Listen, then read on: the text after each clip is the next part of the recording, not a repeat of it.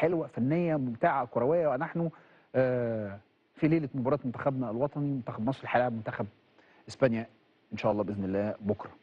طيب، قد تتساءل عزيزي المشاهد، هل احنا يعني هنعمل حاجه بكره قدام اسبانيا فهناك ما يدعو الى التفاؤل؟ اقول لك بصراحه متفائل، انا كابراهيم متفائل. انت مستغرب، انا ماليش دعوه، انا متفائل. تسالني وتقول لي ليه متفائل، اقول لك والله اللي انا شفته من منتخب مصر قدام منتخب السعوديه، منتخب كبير، تكسب 4-0، نتيجه ايجابيه كبيره تدي لك احساس بالطمانينه. طيب، في ناس بتشوف المباراه يقول لك لا، هتلاعب منتخب اسبانيا منتخب كبير جدا جدا مصنف رقم 1 على العالم، فاوعى وشك والزيت وكده والكلام ده كله. تمام، ماشي، دي الارقام. بس انا دايما ببقى في حته كده، في حته من وقت ما انا ما شايف حسام حسن واقف بره على الخط، بحس ان هي امان. ايه هي؟ انه الراجل ده مش بس مدير فني عنده روح وعنده حماس وعنده كذا، وكمان عنده افكار وبدات تتطبق وبدات تنجح. فبقى عندك احساس واللعيبه بتسمع، وانت شايف كويس ان اللعيبه بتسمع. والميزه انه بقى معاه عصايه سحريه. عصايه سحريه. طب عصايه ايه اللي سحريه؟ الراجل ده في ايده بعد ربنا، بس ركز فيها عشان دي مهمه قوي. الراجل ده في ايده قايمه موجوده في التاريخ. قايمه كل واحد هيتم اختياره يبقى موجود في كاس العالم هيقعد قدام عياله واحفاده ويقول والله انا كنت موجود مع الناس دي في كاس العالم.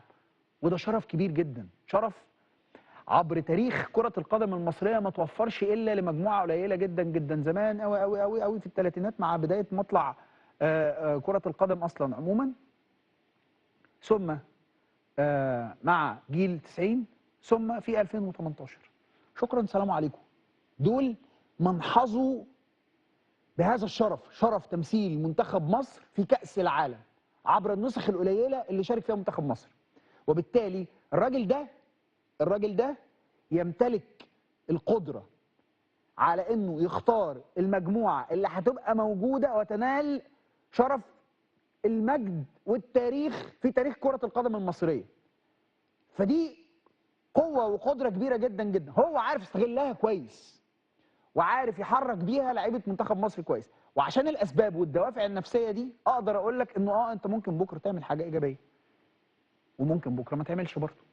عشان الكوره ممكن تقول لك والله لا انا هنصاع للواقع والفروق والامور اللي شبه كده، وممكن تقول لك لا لا لا يا باشا، اللي ادى اكتر وافضل واحسن في الملعب هو منتخب مصر فكسب. على كل التفاؤل دايما بيبقى تفاؤل حذر، لانه بتلعب منتخب كبير. التفاؤل دايما مرتبط بانك تبذل فوق ال100% عشان تقدر تعوض الفوارق في الامكانيات.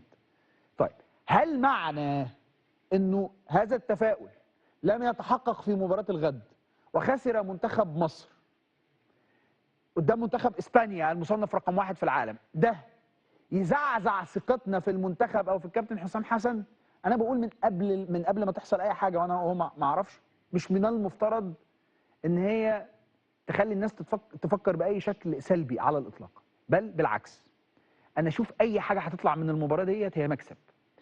اذا اتعادلت فانت كسبان تجربه قويه، اذا كسبت فانت دي دفعه معنويه كبيره جدا جدا، اذا خسرت وباي نتيجه لا قدر الله فانت اتعلمت. فالخساره تعليم، هشوفها كده. غيري من المتربصين بحسام حسن تحديدا هيبقوا شايفينها اوعى خسر اهو المستوى اللي طلع واللي ظهر ومنتخب اسبانيا واتغلبنا وانا كنت قايل لك وما قلتلكش واديك شفت.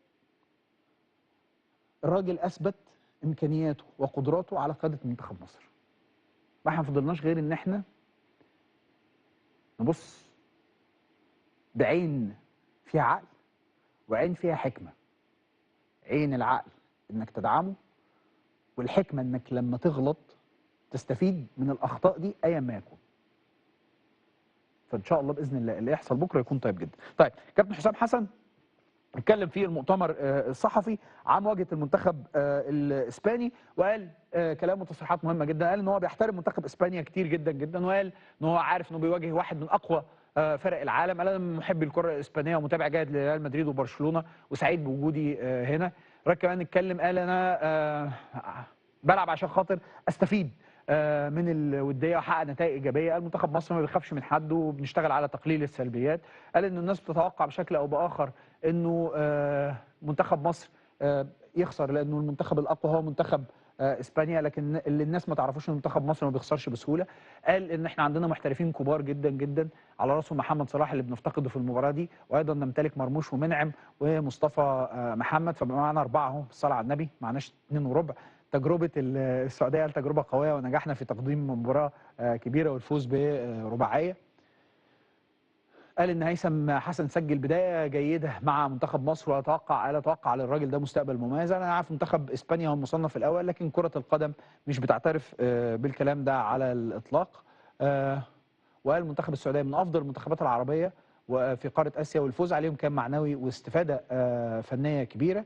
انا عارف الناس فاكره ان اسبانيا تكسب بسهوله، لكن زي ما قلت لك انه منتخب مصر محدش يعرف انه منتخب ما بيخسرش ابدا بسهوله. كلها تصريحات ايجابيه من الكابتن حسام حسن، واشوف انه المحور الاساسي ليها هو الحديث عن القدرات والامكانيات اللي ممكن يقدمها منتخبنا الوطني.